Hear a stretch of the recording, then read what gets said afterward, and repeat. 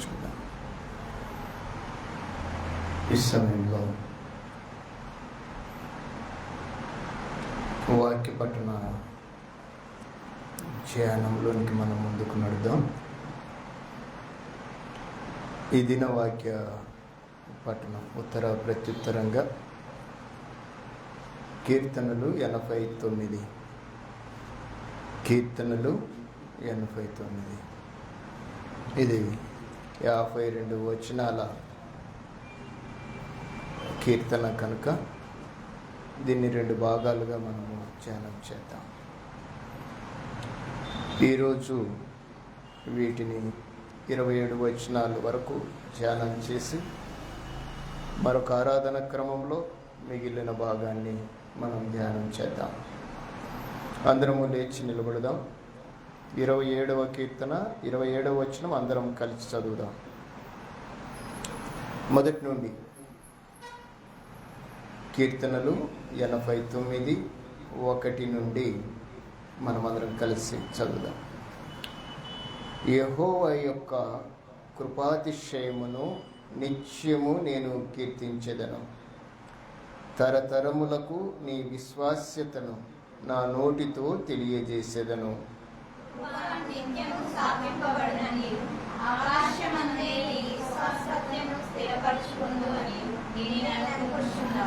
నేను ఏర్పరుచుకొనిన వానితో నిబంధన చేసి ఉన్నాను. నిత్యము నీ సంతానమును స్థిరపరచెదను.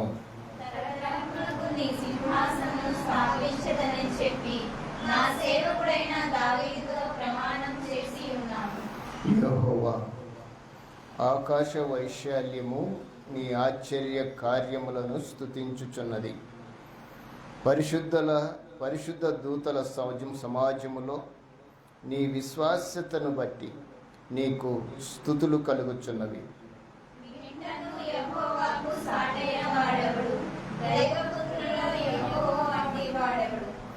పరిశుద్ధ దూతల సభలో ఆయన మిక్కిలి భీకరుడు. తన చుట్టూనున్న వారందరికంటే భయంకరుడు.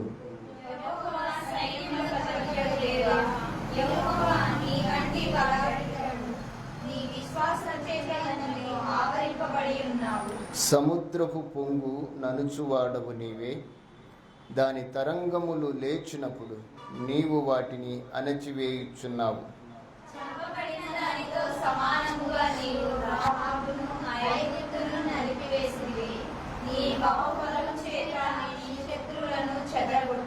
ఆకాశము నీదే, భూమి నీదే, లోకము దాని పరిపూర్ణతను నీవే స్థాపించితివి.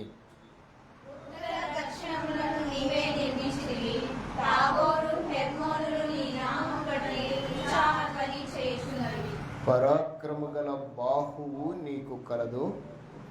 నీ హస్తము బలమైనది, నీ దక్షిణ హస్తము ఉన్నతమైనది.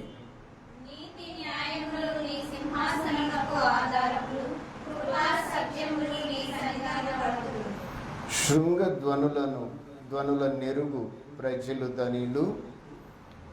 యెహోవా, నీ ముఖకాంతిని చూచి వారు నడుచుకొనిచున్నారు.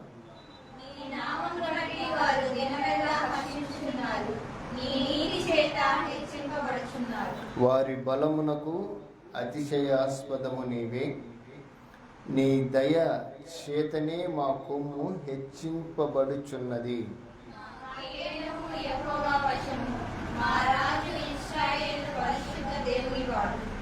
అప్పుడు నీవు దర్శనమున నీ భక్తులతో ఇట్లు సెలవిచ్చి ఉంటివి. నేను ఒక శూరునికి సహాయము చేసి ఉన్నాను. ప్రజలలో నుండి ఏర్పరచబడిన యొకనిని నేను హెచ్చించి ఉన్నాను.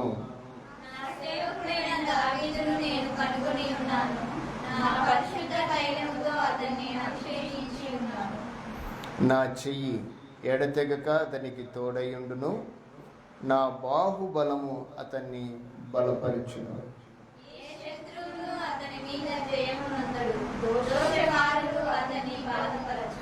అతని ఎదుట నిలువకుండా అతని విరోధులను నేను పడగొట్టెదను. అతని మీద పగపెట్టు వారిని మొత్తెదను. నా కృపయు అతనికి తోడైయుండును. నా నామమును బట్టి అతని కొమ్ము హెచ్చింపబడును. నేను సముద్రము మీద అతని చేతిని, నదుల మీద అతని కుడి చేతిని ఉంచెదను. నీవు నా తండ్రివి, నా దేవుడవు, నా రక్షణ దుర్గము అని అతడు నాకు మొరపెట్టును. అందరం కావున నేను అతనిని నా జ్యేష్ఠ కుమారునిగా చేయుదును, భూరాజులలో అత్యున్నతునిగా నుంచెదను. అలా కూర్చున్నాం. కృష్ణ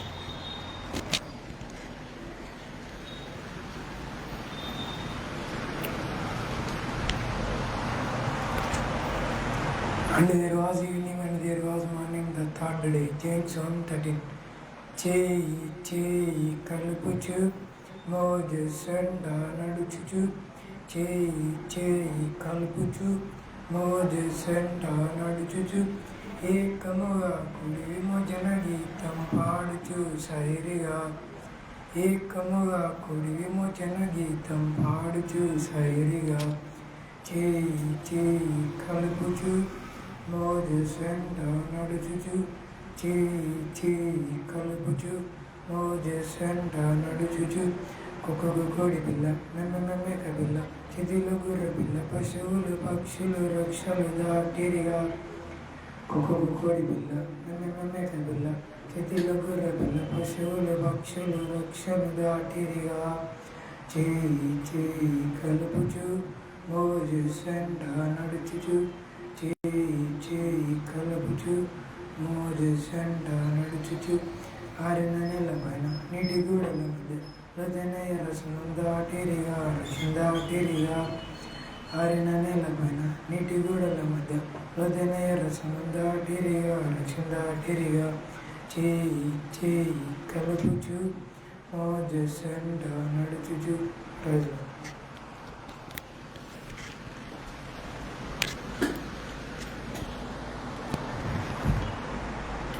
ప్రార్థన చేసుకుందాం.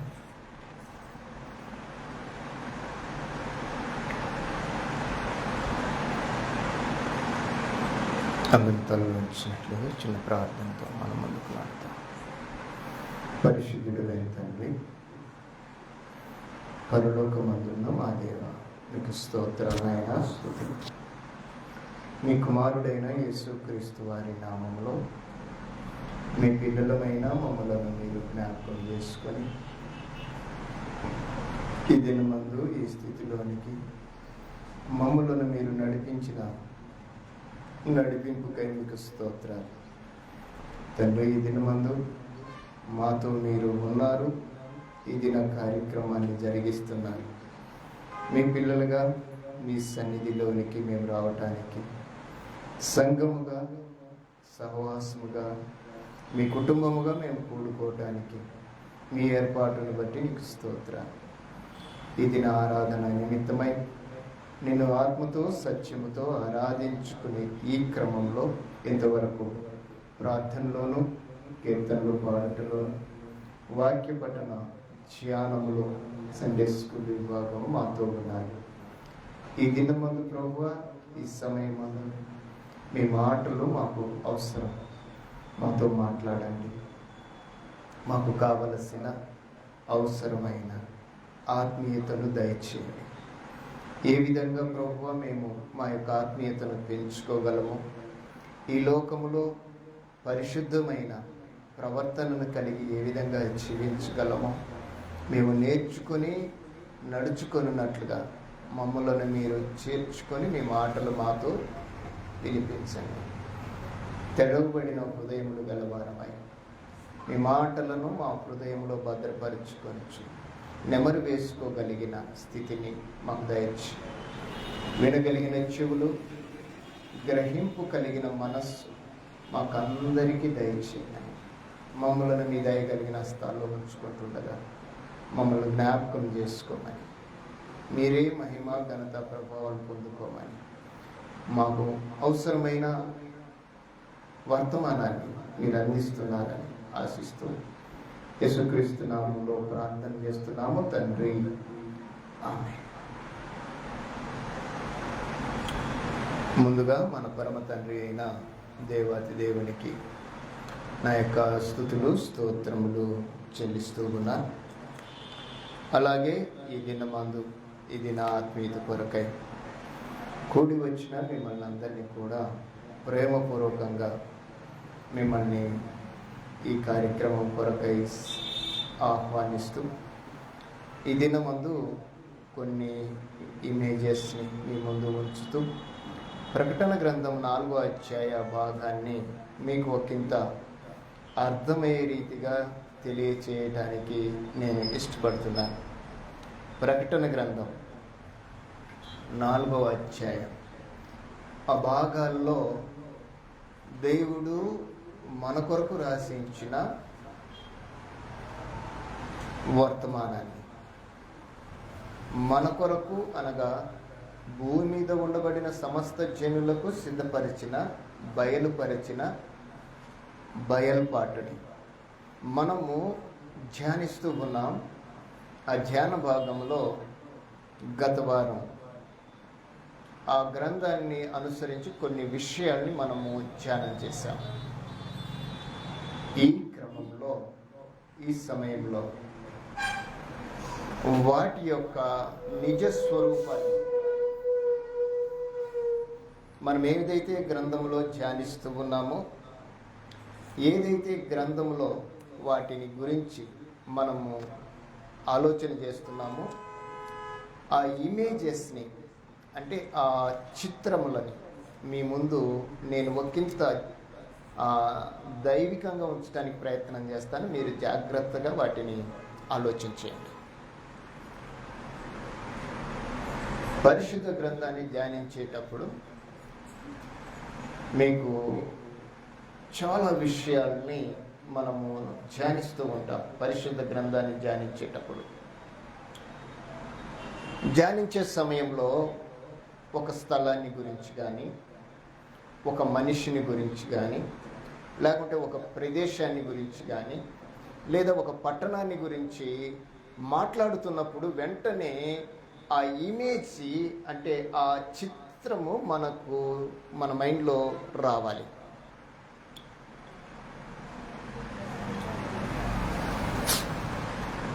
ఎలాగంటే ఎవరన్నా మనకు తెలియని వ్యక్తులు మన వారిని గురించి మాట్లాడుకుంటూ ఒక పేరు వెంబడే చెప్తుందనే, ఏదన్నా మనకు తెలిసిన పేరు వెంటనే చెప్తుందనే, ఆ పేరు విన్న వెంటనే ఆటోమేటిక్గా ఆ పేరుకు కలిగిన వ్యక్తి మనకు తెలిసిన వాడైతే వెంటనే మన ఇమేజ్లోకి వస్తాడు. అర్థమవుతుందమ్మా? మనం ఎక్కడున్నా వేరే స్థలంలో ఉన్నప్పుడు మనకు తెలియని వారు మనకు తెలిసిన వారి గురించి మాట్లాడుతున్నప్పుడు ఆటోమేటిక్గా ఆ పేరును బట్టి ఆ పేరు ఎవరో అంటుగానే ఆ పేరుకు కలిగిన వ్యక్తి మన వాళ్ళు అయి ఉంటే వెంటనే మనకు ఆ ఫోటో మన దృష్టిలో కనపడుతుంది. అది భౌతికంగా కనిపించదు, మన ఇమేజ్లో ఉంటుంది. అలాగనే ప్రకటన గ్రంథ ధ్యానాల్లో ప్రభువారు చాలా విషయాల్ని ఇమేజ్లుగా, ఫోటోలుగా వాటిని సిద్ధపరిచి మన ముందు ఉంచాడు. ఇందులో ఫోటోలు పెట్టలేదు కానీ వాటి యొక్క చిత్రాల్ని, వాటి యొక్క స్వరూపాన్ని ఆయన రాశాడు. కాబట్టి మనకు ఏదైనా ఒక మాట గ్రంథము నుండి వస్తున్నప్పుడు అది వ్యక్తే కానీ, స్థలమే కానీ, లేకపోతే ఆ ప్రదేశమే కానీ, అది దేశమే కానీ, ఇంకొకటి మరొకటి ఏదైనా సరే, అలాంటివి మనకు తారసపడినప్పుడు వెంటనే ఆ ఇమేజెస్ మనకు రావాలి. మనకు అలాంటి ఆలోచనను తీసుకొని వచ్చేదే ప్రకటన గ్రంథం. ఈ ప్రకటన గ్రంథ ధ్యానాల్లో పరలోకపు దర్శనాన్ని, పరలోకపు స్వరూపాన్ని, లేక పరలోకంలో ఉండబడిన ప్రభు యొక్క సింహాసన దృశ్యాల్ని ఈ 4వ అధ్యాయము మనకు కనపరుస్తుంది. ప్రకటన గ్రంథం 4వ అధ్యాయంలో ఈ దృశ్యాలు, సింహాసనము వేయబడిన దృశ్యాన్ని, సింహాసనము చుట్టూ ఉన్న దృశ్యాన్ని, ఆ సింహాసనము పైన ముందర ఏమున్నాయో ఈ 4వ అధ్యాయంలో యోహాను గారు తన దర్శనమందు ప్రభు ఆత్మను కలిగి రాశాడు. వాటిని మీకు చూపించడానికి ప్రయత్నం చేస్తున్నాను.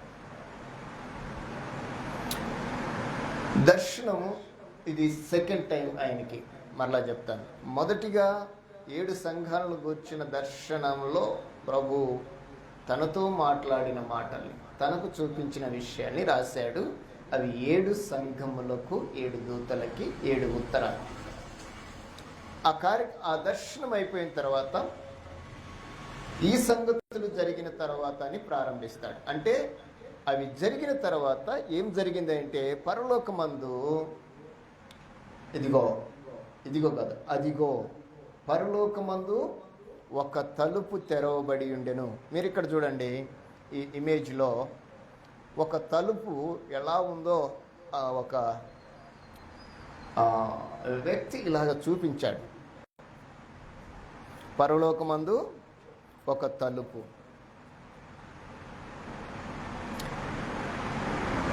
పరలోకం ఎలా ఉంటుందో మనకు తెలియదు, కానీ కొన్ని ఇమేజ్లను చూస్తుంటే ఇలా ఉంటుందా అన్నట్లుగా అనిపిస్తుంటుంది. ఒక తలుపు తెరవబడింది. తెరవబడిన తలుపును మనం చూస్తున్నాం. ఎందుకంటే మీకు ఇమేజెస్ అర్థమైపోవాలని. మనకు లేఖనాల్ని అంత ఈజీగా మన మైండ్లో అవి ఫిక్స్ అయ్యి ఉండవు, కానీ ఫోటోలు ఫిక్స్ అవుతాయి. మనకి ఏదన్నా చిత్రము ఉన్నదనుకోండి, అది ఫిక్స్ అయిపోయింది. ఇప్పుడు అక్షరాలు ఫిక్స్ కావు. అక్షరాలు అనేటివి మైండ్లోకి రావు. ఏదన్నా వాక్యం చదువుతుంటే నేను దీన్ని ఒకసారి చదివాను అనేది వస్తుంది తప్ప, ఫోటో అయితే మనకి వెంటనే కనపడుతుంది. కాబట్టి ఇది పరలోకపు తలుపు. మీరు గమనించండి. అంటే ఇది ఒక చిత్రం మాత్రమే, వాస్తవం ఎలా ఉంటుందో తెలియదు, ఒక ఊహ. ఇది అంతవరకే. ఇలాగ ఉంటుంది పరలోకం అని ఈ వ్యక్తి మనకు చూపించడానికి ప్రయత్నం చేస్తున్నాడు. అంటే ఇంతకంటే బాగుంటుందేమో మనకు తెలియదు. అయితే ఇందులో పరలోకం నుండి ఒక తలుపు, ఆ తదుపరి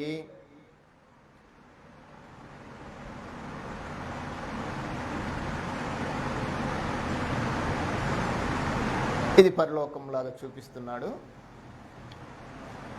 ఆ పరలోకంలో సింహాసనము, ఆ సింహాసనపు చుట్టూ ఏమేమి ఉన్నాయో మనం అక్కడ చూసాం. సింహాసనమందు ఒకడు ఆసీనుడై ఉన్నట్లుగా మనం చూస్తూ ఉన్నాం. సింహాసనం చుట్టూ 24 మనుషులు ఉన్నారని మనం చూస్తూ ఉన్నాం అందులో. అలాగనే ఆ 7 దీప స్తంభములు లేకుంటే 7 ద్వీపములు అవి ఆ సింహాసనం చుట్టూ ఉన్నాయని మనము చూస్తూ ఉన్నాం. ఇంకా ప్రాముఖ్యంగా ఇందులో మనము తెలుసుకోవలసిన ప్రాముఖ్యమైన విషయాల్ని చూస్తూ ఉన్నప్పుడు 4 జీవులు అక్కడ మనకు చూపించాడు. ఇందులో ప్రధానమైన సబ్జెక్ట్ ఇదే. ఇందులో పరలోకము, సింహాసనము, సింహాసనం మీద ఆసీనుడైన వాడు, ఆ సింహాసనము చుట్టూ ఉన్నవి 24 పెద్దలు, ఇంద్రధనుస్సు, ప్రజ్వలించున్న 7 దీపములు, స్ఫటికము వంటి సముద్రము. స్ఫటికం చూసారా? ఒక సముద్రం, స్ఫటికము వంటి సముద్రము. అవన్నీ చూపిస్తూ 4 జీవులను చూపించటం మనము ఇందులో చూస్తాం. 4 జీవులను గురించి నేను మీకు గత వారం తెలియజేశాను. 4 జీవులను గురించి గత వారం మీకు నేను తెలియజేశాను. 4 జీవులలో మొదటి జీవి సింహము, రెండవ జీవి దూడ, మూడవ జీవి మనుష్య ముఖము, 4వ జీవి పక్షిరాజు. ఈ 4 జీవులను గురించి గ్రంథము మనకు సమాచారాన్ని ఇచ్చింది. ఇందులో మనం అర్థం చేసుకోవటానికి అవి ఇశ్రాయేలు గోత్రాల్లో 4 గోత్రాలని గుర్తు చేస్తుంది. అలాగనే నూతన నిబంధన గ్రంథ ప్రారంభానికి ముందు సువార్తలలో 4 సువార్తలకి గుర్తుగా ఈ 4 జీవులు మనకు కనపడతాయి. ఇవన్నీ కూడా ఎవరిని చూపిస్తున్నాయి అంటే, ఎవరిని చూపిస్తున్నాయి? ఇవన్నీ యేసుక్రీస్తు వారిని చూపిస్తూ ఉన్నాయి. అంటే ప్రతిదీ కూడా ప్రభువుకి మనల్ని పరిచయం చేయటానికి ఎంతగా దేవుడు ప్రయత్నం చేస్తున్నాడో ప్రభు యొక్క స్థితిని మనం ఆలోచన చేసుకోవాలి.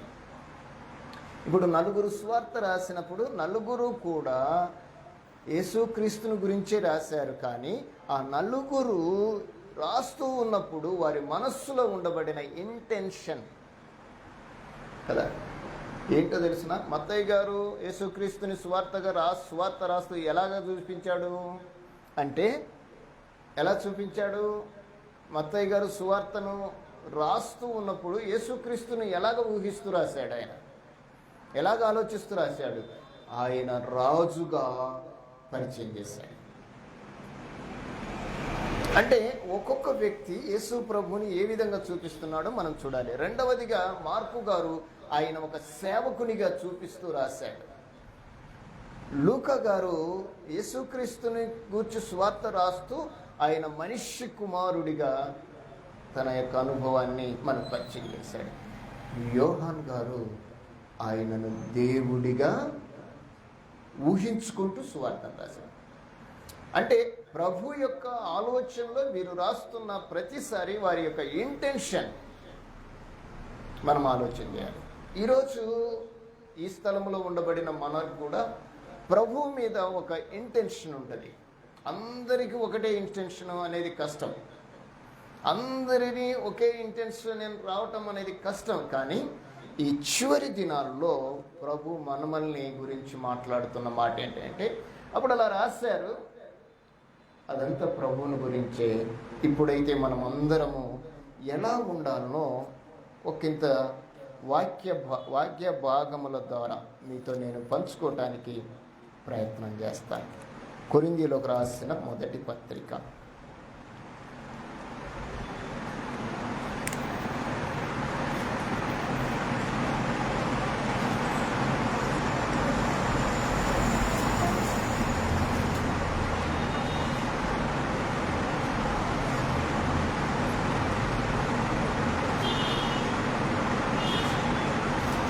నేటి సంఘాల్లో అంటే ఈ 4వ అధ్యాయంలో ఇలాగా బయలుపాటు పరచబడింది. ఈ పాఠం ద్వారా ఆ రోజు రాసిన వారందరూ కూడా వారి వారి యొక్క ఆలోచన ప్రకారం వారిని ప్రభువును పరిచయం చేశారు.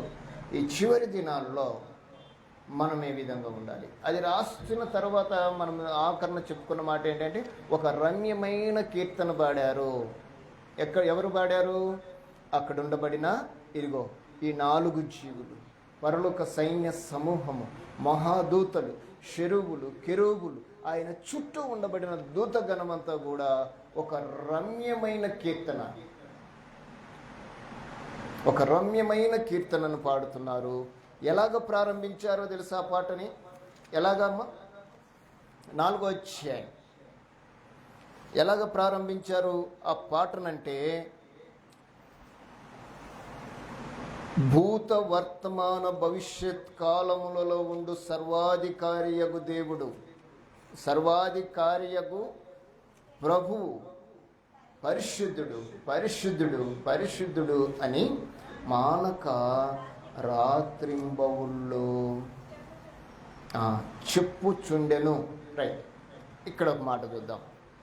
చెప్తూ ఉన్నారు, ఇంకో చోటికి వెళ్ళేద్దాం. ఇంకో చోటిగా యెషయా దర్శనంలో ఎలాగ చూశాడో చూద్దాం. యెషయా గ్రంథం 6వ అధ్యాయం, ఆ తర్వాత మనం ముందుకు వెళ్దాం. యెషయా గ్రంథం 6వ అధ్యాయం రండి ఒకసారి.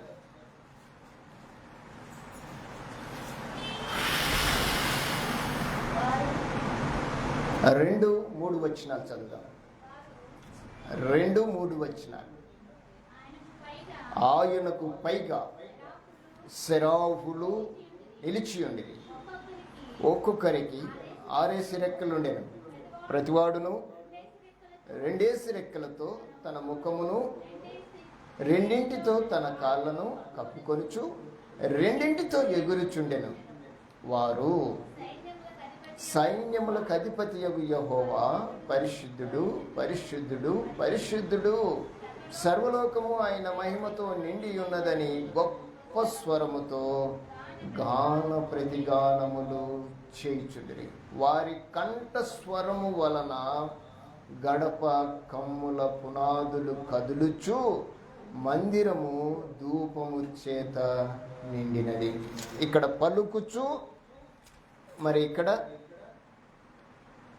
వారి కంఠ స్వరము వలన గడప పునాదులు కదులుతున్నాయి. అంటే వారు ఒక ప్రత్యేకమైన కీర్తన, ఒక రమ్యమైన కీర్తనని పాడుతూ ఉన్న సందర్భాన్ని మనం చూస్తాం.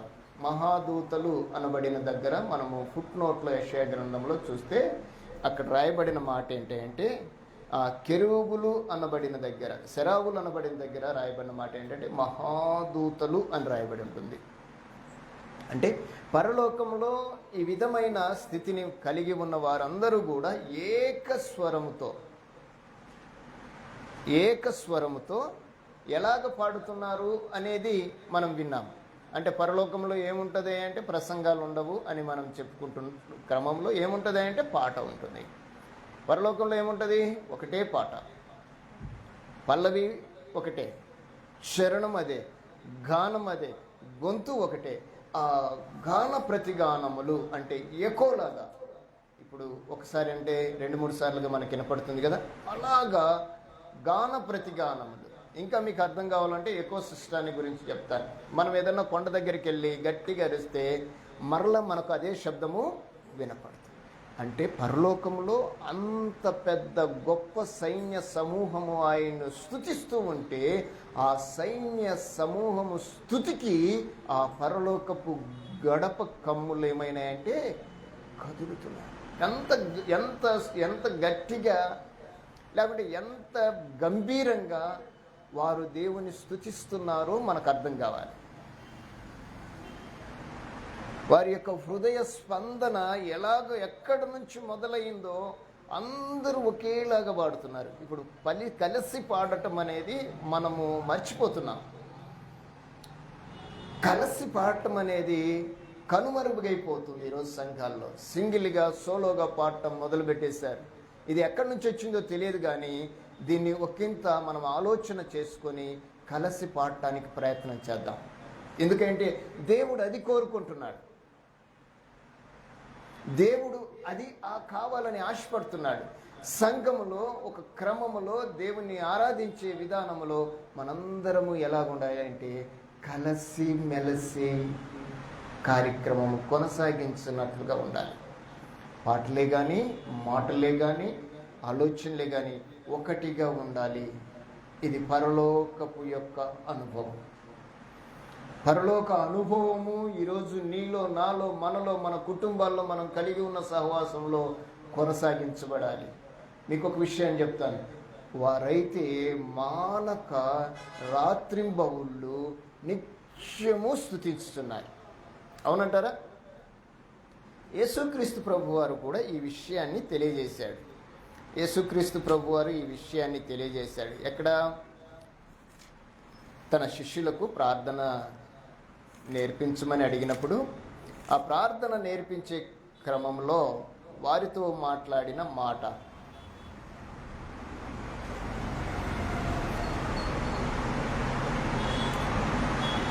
ఆరో అధ్యాయం మత్తయి సువార్త.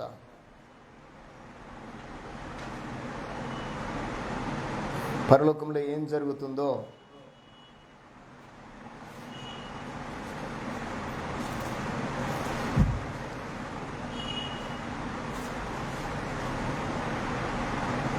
తొమ్మిది 10 వచ్చినారు. కాబట్టి ప్రార్థన చేయండి.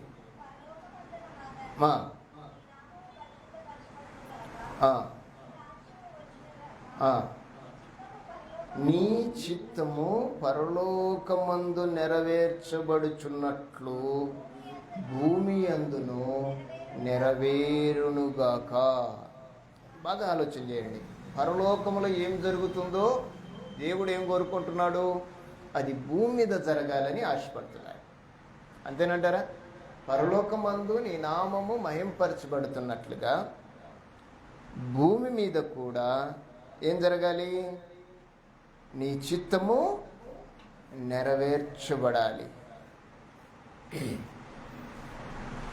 అంటే పరలోక అనుభవం ఎక్కడికి రావాలని దేవుడు కోరుకుంటున్నాడు?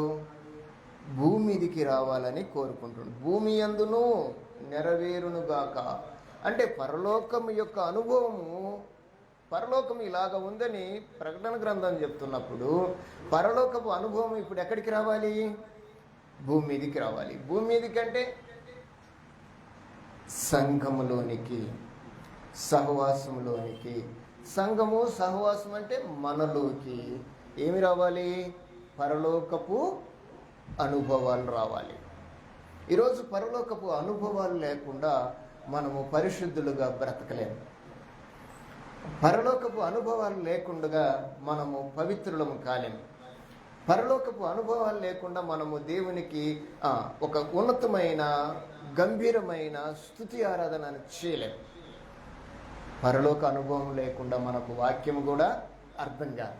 పరలోకపు అనుభవం లేకుండా మన వాక్య ధ్యానము కూడా చేయలేము. ఒకవేళ చేసి అనుభవం లేకుండా చేస్తే దానికి ఏ ప్రయోజనం ఉండదు. అనుభవముతో చేస్తే దాని ప్రయోజనం ఉంటుంది.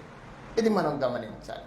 అయితే అలాంటి అనుభవంలో ఈరోజు నేను మనతో ఒక 4 విషయాలని మీ ముందు ఉంచడానికి ప్రయత్నం చేస్తాను. మనందరము ఏ విధంగా ఉండాలని దేవుడు కోరుకుంటున్నాడో నేను మీతో మాట్లాడటానికి చూస్తాను. కొరింథీయులకు రాసిన మొదటి పత్రిక 1వ అధ్యాయం, సంఘముతో మాట్లాడుతున్న మాట. 1వ వచనం ఒకసారి చదవండి. కొరింథీయులకు రాసిన పత్రిక 2వ వచనం చదవండి. కొరింథీలోనున్న దేవుని సంఘమునకు అనగా క్రీస్తు యేసునందు పరిశుద్ధపరచబడిన వారై పరిశుద్ధులుగా ఉండుటకు పిలువబడిన వారికి మనకును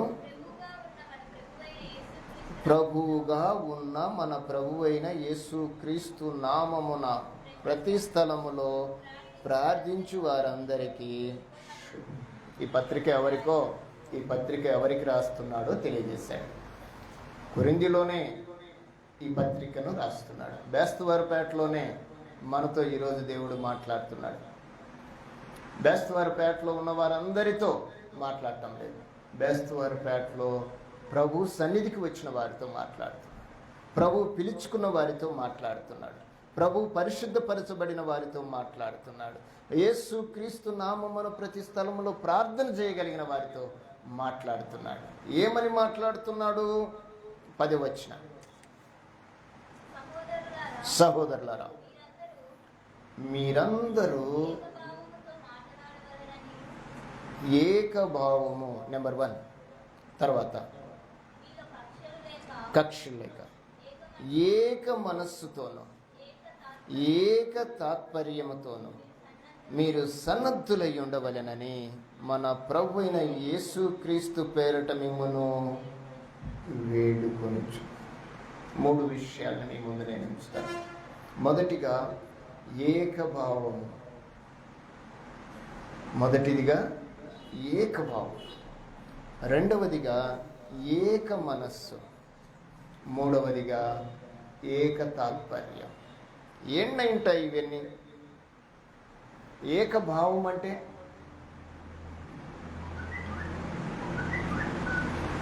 మన భావాలు అన్నీ ఒకటిగానే ఉంటాయా? మన భావాలన్నీ ఒకటిగానే ఉంటాయమ్మా? రకరకాలుగా ఉంటాయా? భౌతికంగా మన భావాలు అది మన ఇండిపెండెంట్, మన స్వతంత్రత భౌతికంగా. కానీ ఆత్మీయతలోకి వచ్చేసరికి మన భావాలన్నీ కూడా ఎలా ఉండాలట? ఏకంగా ఉండాలి. దైవికమైన పరిస్థితుల మధ్య మనం కలిగి ఉన్న ఆత్మీయత పరిపూర్ణతలోకి రావాలి అంటే, పరలోక అనుభవాన్ని మనము భూలోకంలో చూపించాలి అంటే, మొదటిగా మనము కలిగి ఉన్న భావాలన్నీ కూడా ఎలా ఉండాలి? ఒకటిగా ఉండాలి. ఎట్లా అంటే, మనము అవునంటే అవును, కాదు అంటే కాదు. ఏకభావం అన్నమాట. మన దేవుడు సర్వశక్తిమంతుడు. అవునా కాదా? చెప్పండి, అవునా కాదా? అవును. మన దేవుడు పాపులను రక్షించే దేవుడు. అవునా కాదా? మన దేవుడు అందరికీ ప్రభువు. అవునా కాదా? అంటే ఈ వాక్యానుసారంగా మన భావాలని ఎలా ఉండాలి అంటే ఒకటిగానే ఉండాలి. ఒకటిగా లేకపోతే మనము పరలోక అనుభవాన్ని భూలోకంలో చూపించలేం. ఏకభావము లేకపోవటానికి గల కారణం ఏంటంటే మనము ఇక్కడ కక్షలను రాశాడు, అది వేరే విషయం. ఎవరికి తగిన అభిప్రాయాల్ని వాళ్ళు వెళ్ళబుచ్చాలని ఆశపడతారు. ఎవరికి కలిగిన అభిప్రాయాన్ని మీరు మాట్లాడాల్సిందంతా ఒకటే మాట, ఒకే మాట మీద మీరు ఉండాలి అంటే ఒక్కొక్క మనిషి ఒక్కొక్క రకంగా మాట్లాడటానికి ప్రయత్నం చేస్తారు. ప్రభు ఏమంటున్నాడంటే అది అలాగా ఉండకూడదు. అలాగా ఉండటం వలన ఒకరు ఒక విధంగా మరొకరు మరొక విధంగా మాట్లాడటం వలన ఏమి కలుగుతాయి అంటే మనలో ఏమొస్తాయని చెప్పాడు? కక్షలు వస్తాయి. ఏకభావం ఎప్పుడైతే ఉండదో కక్షలు వస్తాయి. ఈరోజు కుటుంబ పరిస్థితులలో చూడండి, ఏకభావం లేకపోవటం వలన కక్షలు పెరుగుతున్నాయి. భార్యాభర్తల మధ్య ఏకభావం లేకపోవటం వలన ఏమవుతున్నాయి? గొడవలు జరుగుతున్నాయి, కుటుంబాలు విచ్ఛిన్నం అవుతున్నాయి. అది కుటుంబమే కానీ, వ్యక్తే కానీ, సంఘమే కానీ, సమాజమే కానీ విచ్ఛిన్నమైపోవటానికి గల కారణం ఏంటో తెలుసా? ఏకభావం లేకపోవటం. ఒకరి మాటను మరొకరు అర్థం చేసుకుని అనుసరించకపోవటం. ప్రభు పిల్లలుగా, దేవుని పిల్లలుగా మనము ఈ విషయాన్ని, దేవుని వాక్యాన్ని బట్టి మాట్లాడుతున్న మాటలు ఏంటంటే వాక్య విషయంలో మనమందరము కూడా ఒక అభిప్రాయానికి రావాలి. రకరకాల అభిప్రాయాలు దేవుని పిల్లలుగా మనకు ఉండకూడదు. ఒకవేళ ఉంటే దానికి కారణం ఏంటంటే మనకు కక్షలు ఉన్నాయనే అర్థం. మీకు ఇంకా అర్థం కావడానికి నేను చెప్తాను.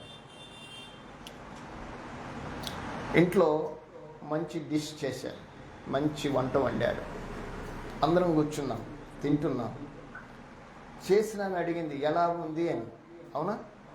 చేసినామె అడిగింది. ఎందుకంటే చేసిన ప్రతి వాళ్ళకి అదొక అలవాటు. ఇంట్లో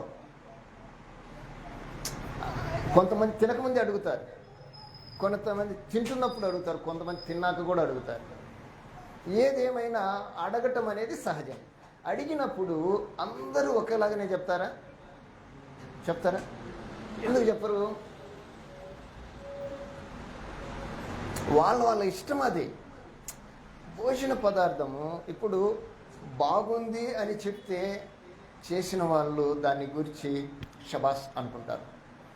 కొంచెం దాని గురించి కాంప్లిమెంటు నెగిటివ్గా ఇస్తే ఆ చేసిన దానికి పడిన కష్టము మరెక్కువవుతుంది. అదే బాగుందని చెప్తే అది బాగలేకపోయినా ఆ కష్టమంతా మర్చిపోతారు. అంటే ఏకభావంలో ఏమి కలుగుతుంది అంటే ఒక వ్యక్తి ఆ ఏకభావాన్ని, ఒక సంఘము ఒక ఏకభావాన్ని, ఒక కుటుంబము ఒక ఏకభావాన్ని కలిగి ఉంటే ఆ కుటుంబము, ఆ సంఘము, ఆ వ్యక్తి ఎలా ఉంటాడంటే తాను ఎంత కష్టపడినప్పటికీ ఆ కష్టమంతా మర్చిపోయి ప్రశాంతంగా ఉంటాడు. ఏకభావం కలిగించే ప్రయోజనం సంతోషం,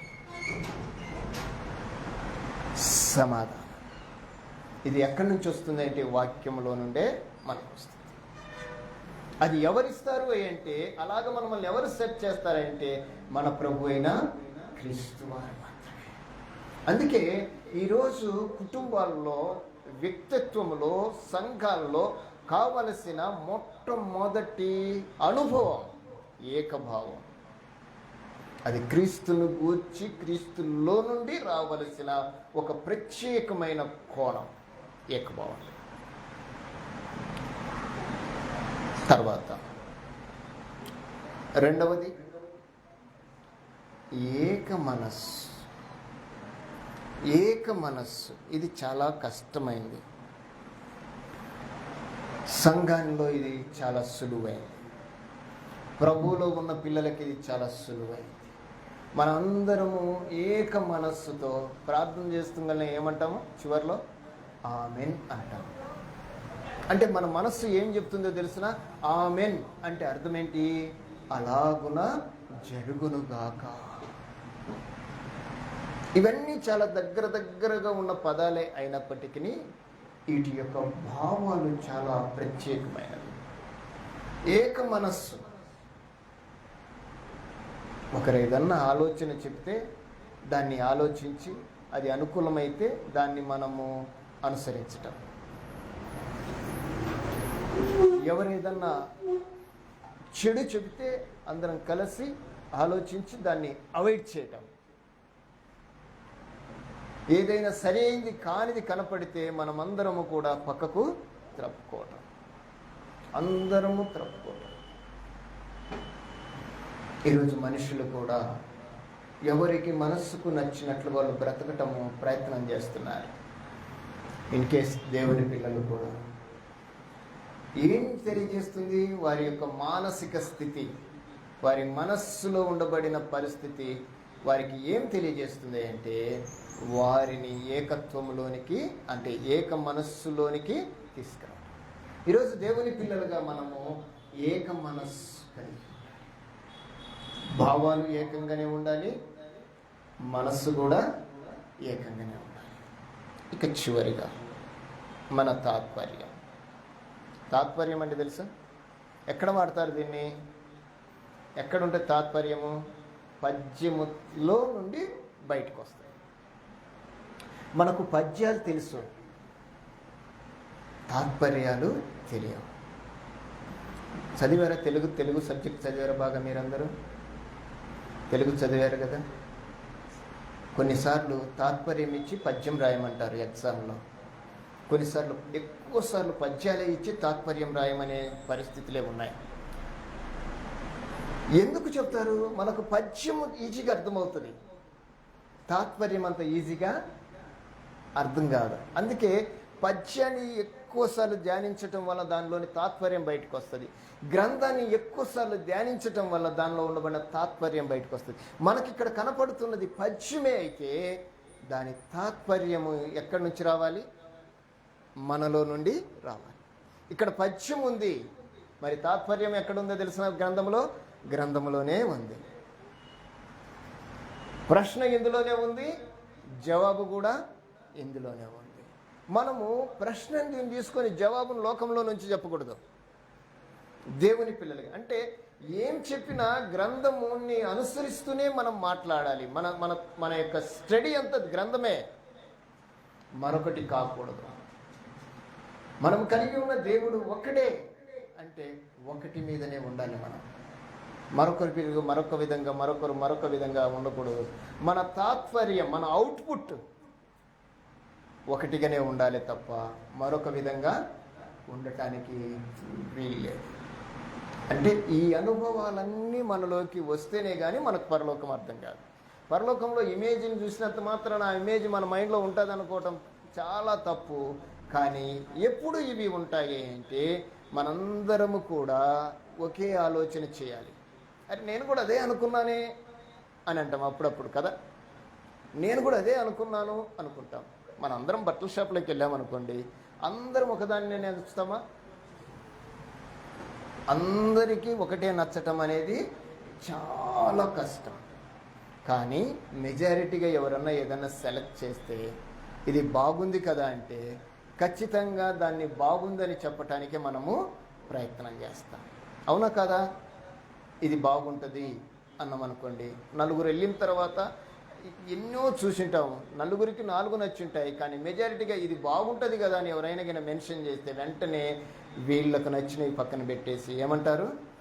బాగుంది, 4 బాగున్నాయి, 4 ఇది బెస్ట్ అని చెప్తాం. ఇంకా చెప్పాలి అంటే అలాగనే మన యొక్క భావాలన్నింటినీ కూడా దైవికమైన పరిస్థితుల్లో లేఖనాలని మనం ధ్యానిస్తున్నప్పుడు వీటిని మనం ఒకంత బేరీజు చేసుకొని ఒకే అభిప్రాయంలోనికి రావటానికి మనం ప్రయత్నం చేయాలి.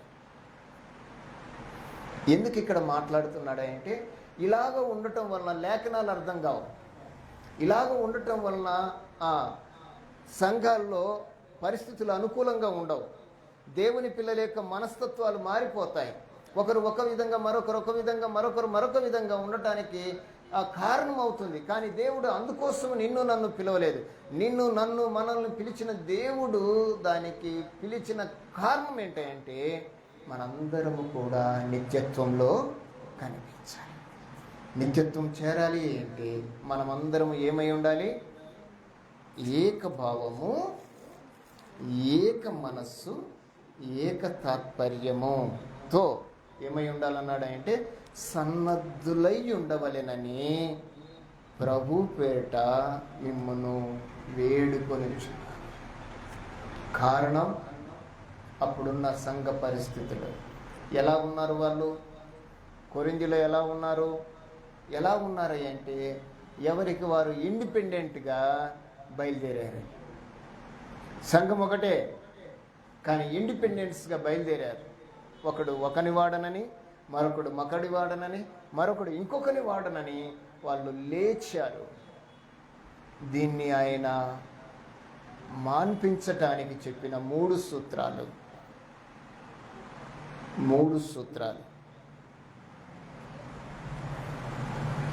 ఏకభావము, ఏక మనస్సు, ఏక తాత్పర్యం. మన యొక్క ఆత్మీయ స్థితి, మన కుటుంబ పరిస్థితులు దైవికంగా కొనసాగాలి అంటే మన యొక్క మానసిక పరిస్థితులను మనమే సరిచేసుకోవాలి. మన యొక్క ఆధ్యాత్మిక పరిస్థితులను మనమే చక్కపరుచుకోవాలి. మన యొక్క ఆత్మీయతను మనమే పెంచుకోవటానికి ప్రయత్నం చేయాలి. ఏవైనా సందేహాలు, ఏవైనా ప్రశ్నలు, ఏవైనా అర్థం కాని ఉంటే మొదటిగా మనము మన ప్రభువును ఆయన పాదమును పట్టి వేడుకోవాలి. ఖచ్చితంగా వాటికి జవాబును మనము తెలుసుకోవాలి. దాటిపోకూడదు. అర్థం కానప్పుడు దాచుకోకూడదు. అర్థం కానప్పుడు వాటిని గురించి రెక్టిఫై చేసుకోవాలి.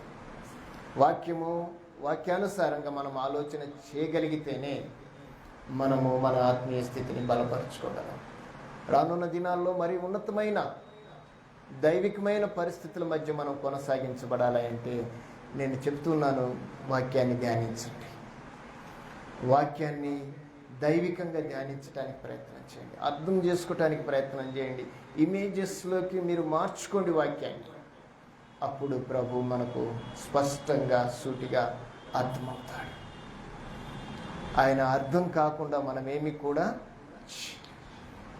కాబట్టి దేవుని పిల్లలుగా ఈ 4వ అధ్యాయం, ప్రకటన గ్రంథం 4వ అధ్యాయం మీ అందరికీ అర్థమైంది అనుకుంటున్నాను. మీరు బోర్డు మీద రాసింది రాసుకున్నారో లేదో నాకు తెలియదు, కానీ చాలా ప్రాముఖ్యమైన మెసేజ్. దాన్ని రాసుకోండి. ఎవరికైనా చెప్పటానికి ఎప్పటికైనా అది మనకు ప్రయోజనకరంగా ఉంటుంది. కాబట్టి మీరు ఈ ప్రకటన గ్రంథ ధ్యానాల్లో ముందున్న దినాల్లో మరిన్ని ప్రాముఖ్యమైన విషయాలు ఉన్నాయి. వాటిని నేర్చుకోవటానికి మనం ముందుకు నడుద్దాం. అటు స్థితి దేవుడు మనందరికీ దయచేయనుగాక. ఆమేన్. అందరికీ వందనములు. ఆరాధన క్రమంలోకి వెళ్దాం. ఒక ఇద్దరు ఆరాధన కొరకై స్తుతులు చెల్లించారు.